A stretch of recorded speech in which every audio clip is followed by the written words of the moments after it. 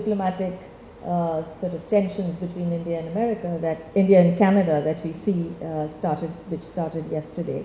Do you think that is the first test to this dynamic relationship that India and US have? Let me say two things. One is I think that in the moment, throughout history, think about the US-India relationship. There are moments when like, US and India will never recover from X or Y.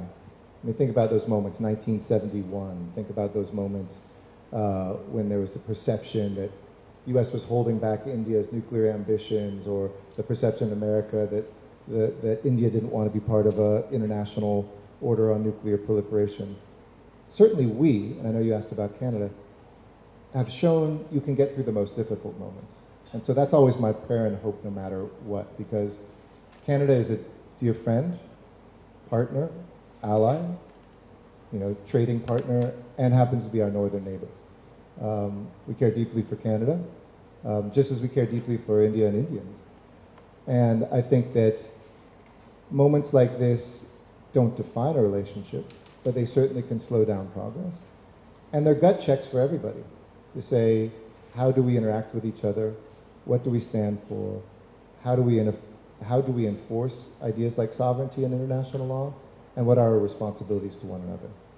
So, and I'm sure somebody's going to ask the question, so let me just kind of say more of a statement that, obviously, any allegations like this should be troubling to anyone. But with an active criminal investigation, I hope that we can make sure that perpetrators are brought to justice, and that we can all allow the space for that information and that investigation to occur before anybody leaps to judgment. And to me, that's the most important role I think each one of us can play. Sovereignty is a very important principle. As you've heard our National Security Council spokesperson, our State Department spokesperson, White House spokesperson say, we've been in regular communication. I'm the son of a prosecutor, so I know when there are criminal investigations, it's best to leave things at that until we know more information.